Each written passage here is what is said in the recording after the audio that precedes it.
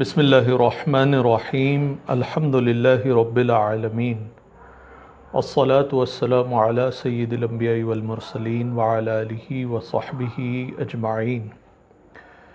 السلام علیکم ورحمۃ اللہ وبرکاتہ۔ آج ہم نفلی نمازوں کے بارے میں بات چیت کرنے والے ہیں۔ پہلے یہ دیکھ لیتے ہیں کہ نفلی نماز ہوتی کیا ہے۔ نفلی نماز وہ نماز ہے جو فرض کے علاوہ پڑھی جاتی ہے، یعنی جو نماز فرض نہیں ہے وہ نفل ہے، جس کا پڑھنا لازم نہیں ہے وہ نفل ہے، جس کا پڑھنا پسندیدہ ہے اور صرف حصول ثواب کے لیے ہے، یعنی اگر یہ چھوڑیں گے تو صرف ثواب چھوٹے گا اور کوئی عذاب اس کے لائق نہیں ہوگے، اس کے چھوڑنے والے کوئی عذاب کے مستحق نہیں ہوں گے۔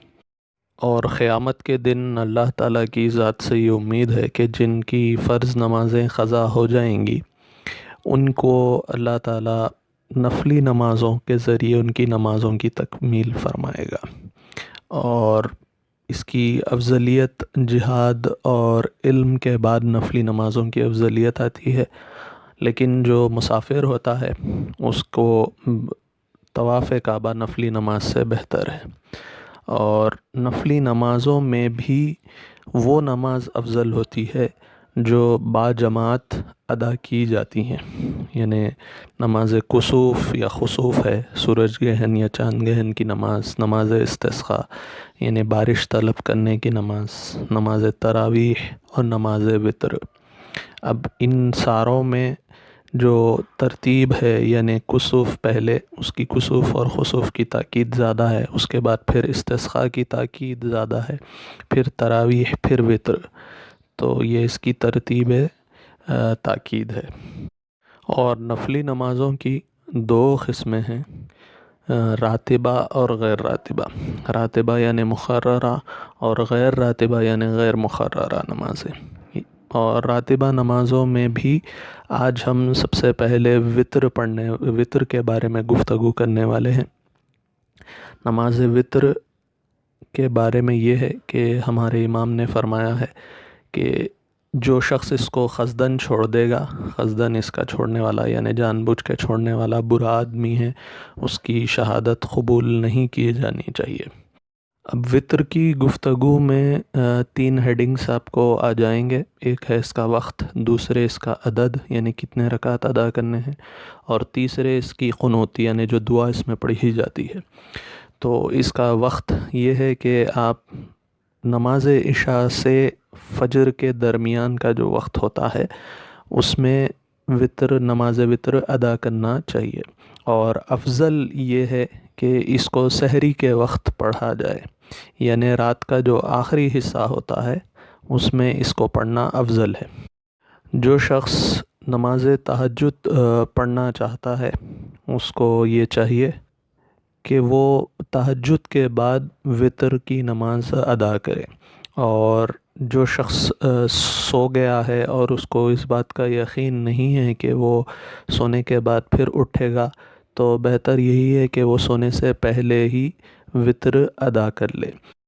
اور اگر وہ سونے سے پہلے وتر ادا کر لیتا ہے اور پھر تہجد کے لیے بیدار ہو جاتا ہے تو تہجد ادا کرنے کے بعد اس کو دوبارہ وتر پڑھنے کی ضرورت نہیں ہے، اس کی جو وتر پہلے اس نے ادا کی تھی وہی کافی ہو جائے گی، وہ وتر نہیں ٹوٹے گی۔ اب آتے ہیں وتر کی رکعتوں کے بارے میں، اور اس کی رکعتیں کم از کم ایک رکعت ہیں، لیکن ایک رکعت ادا کرنا مکروہ ہے، اور اس کی زیادہ سے زیادہ رکعتیں 11 ہیں۔ اور 11 رکعتیں پڑھنے کا ایک طریقہ یہ ہے کہ 2 رکعت ادا کرے، پھر سلام کرے، پھر سلام کہے، پھر 2 رکعت ادا کرے، پھر سلام کہے، اس طرح 5 رکعتیں پڑھے، پھر اس کے بعد پھر 1 رکعت علیحدہ پڑھے۔ اور دوسرا طریقہ یہ ہے کہ ایک ہی قاعدے کے ساتھ 11 رکعتیں پڑھ لے، یعنی 11 رکعتیں پڑھے گا اور صرف 11ویں رکعت میں قاعدے میں بیٹھے گا اور سلام پھیرے گا۔ اسی طرح 3 اور 5 اور 7 اور 9 رکعتیں بھی پڑھنا افضل ہے، یہ دونوں طریقوں سے، جو طریقے میں نے آپ کو بتلائے، یعنی 2 رکعت 3 رکعت اگر پڑھ رہے ہیں مثال کے طور پر تو 2 رکعت پڑھیں گے، دو رکعتیں پڑھ کر سلام پھیریں گے، پھر اس کے بعد ایک رکعت علیحدہ ادا کریں گے۔ پھر اس کا دوسرا طریقہ یہ ہوگا کہ تینوں رکعتیں ایک ہی قاعدے کے ساتھ بھی پڑھنا جائز ہوگا۔ اسی طرح 5 رکعتیں بھی ہیں، اسی طرح پھر 7 رکعتیں ہوں گی، اسی طرح 9 رکعتیں، یعنی 5 رکعتوں میں آپ دو رکعت کے 2 دوگانے پڑھیں گے، اس کے بعد پھر ایک رکعت علیحدہ پڑھیں گے، 7 میں 2 2 2 3 پڑھیں گے دوگانے، پھر ایک رکعت علیحدہ پڑھیں گے۔ یہ ایک طریقہ ہوا۔ اور دوسرا طریقہ یہ ہوگا کہ آپ 5 رکعتیں ایک ساتھ پڑھ لیں ایک ہی قاعدے کے ساتھ، یا 7 رکعتیں ایک ساتھ ایک ہی قاعدے کے ساتھ پڑھ لیں۔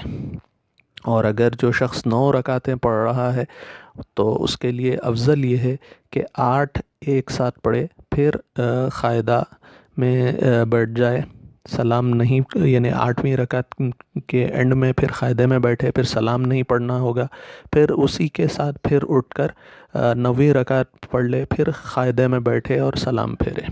اور جو شخص 5 یا 7 رکعتیں ادا کر رہا ہے اس کو ایک قاعدے کے ساتھ پورے 5 اور 7 پڑھ لینا بہتر ہے۔ اور وطر کا ادنا درجہ کمال، یعنی کمال کا جو سب سے کم درجہ ہے وہ یہ ہے کہ 3 رکعتیں پڑھی جائیں، اور ان کے پڑھنے کا افضل طریقہ یہ ہے کہ 2 رکعتیں جدا پڑھیں اور پھر ایک رکعت علیحدہ پڑھیں، 2 رکعتیں پڑھ کر سلام پھیر دیں، پھر اس کے بعد پھر ایک رکعت الگ پڑھیں۔ اور جائز یہ ہوگا کہ تینوں رکعتیں ایک قاعدے کے ساتھ پڑھ لیں۔ اور اگر کوئی شخص 3 رکعتوں والی وطر پڑھ رہا ہے تو افضل یہ ہے کہ پہلی رکعت میں سورہ فاتحہ کے بعد سبح اسم ربک الاعلی الذی خلق فسوی، یعنی سورہ اعلیٰ پڑھے، اور دوسری رکعت میں سورہ فاتحہ کے بعد سورہ کافرون پڑھے، اور تیسری رکعت میں سورہ فاتحہ کے بعد سورہ اخلاص پڑھے۔ اب تیسری چیز آتی ہے قنوت، یعنی جو آخری رکعت میں جو دعا پڑھی جاتی ہے۔ اب اس کے آخری رکعت میں پڑھنے کے بھی دو طریقے ہیں، اور ایک طریقہ یہ ہے کہ رکوع کے بعد دعا پڑھی جائے، اور دوسرا طریقہ یہ ہے کہ قرات جب آپ پڑھ لیں تیسری رکعت میں تو اس کے بعد پھر اللہ اکبر کہیں اور قنوت پڑھیں، پھر اس کے بعد قنوت پڑھنے کے بعد آپ رکوع کر سکتے ہیں۔ اور اگر امام قنوت پڑھ رہا ہے تو اس کو پکار کر قنوت پڑھنا چاہیے، مقتدیوں کو آمین کہنا چاہیے۔ اللہم اہدنا فی من ہدیت وعافنا فی من عافیت وتولنا فی من تولیت وبارک لنا فیما اعطیت وقنا شر ما قضیت انک تقضی ولا یقضى علیک۔ اور اگر کوئی شخص اکیلے قنوت پڑھ رہا ہے، وطر پڑھ رہا ہے، تو اس کو اختیار ہے، وہ چاہے تو پکار کر قنوت پڑھے یا چاہے تو آہستہ پڑھے۔ اور جب آپ قنوت پڑھ لیں، دعا پڑھ لیں، تو منہ پر ہاتھ پھیرنا چاہیے آپ کو۔ اور جو مقتدی ہوتے ہیں اگر وہ امام کے قنوت پڑھنے کو سنتے ہیں تو ان کو آمین کہنا چاہیے، اور اگر ان کو سنائی نہ دے تو وہ خود اپنی قنوت پڑھ لیں۔ قنوت کسی اور نماز میں پڑھنا مکروہ ہوتا ہے، لیکن اگر کوئی بلا نازل ہوتی ہے تو امام یا بادشاہ اگر چاہے تو کسی دوسری نماز میں بھی قنوت دعا کر سکتا ہے، لیکن جمعے میں نہیں کرنا چاہیے۔ اگر جہری نماز ہوگی یعنی زور سے پڑھے جانے، جس میں قرات زور سے کی جاتی ہے، تو اس میں قنوت بھی زور سے پڑھی جائے گی۔ اور اگر فجر میں امام قنوت پڑھتا ہے تو مقتدیوں کو آمین کہنا چاہیے۔ قنوت میں یہاں پر دے دوں گا، آپ لوگ ملاحظہ فرمائیے۔ اور جب آپ وطر ادا کر لیں تو 3 بار سبحان الملک القدوس پڑھنا سنت ہے۔